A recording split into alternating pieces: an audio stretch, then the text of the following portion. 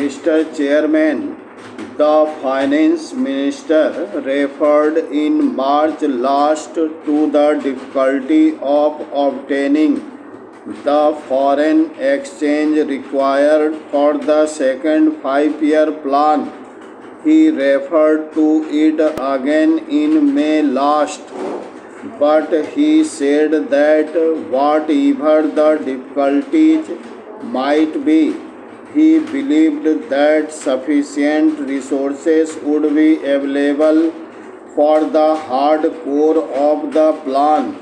In other words, he thought that certain projects which were included in the phrase hardcore of the plan could be carried through, while certain other schemes or projects might have to be left out. His last statement on this subject was made a few days ago in another place, Parachin.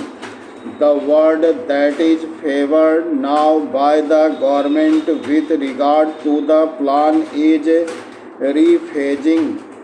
The Planning Commission and the government are now engaged in rephasing the plan. The Finance Minister, while referring to this, said that whatever the people spoke of the rephasing of the plan or of the allocation or reallocation of priorities, it meant that a little pruning was implicit in the re-examination of the plan. Now, sir, we should like to know what exactly this rephasing means.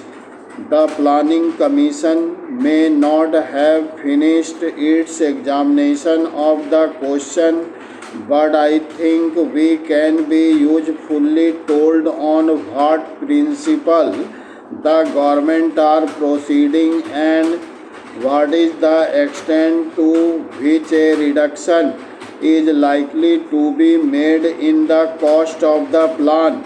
I read a few days ago, sir, in a daily that it was being considered whether the fertilizer projects might be cut out of the plan.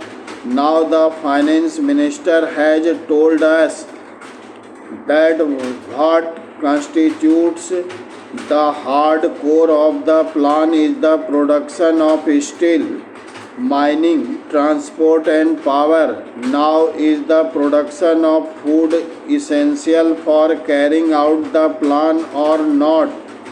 It is included in the hardcore of the plan, or has it been given a lower priority than steel and other things?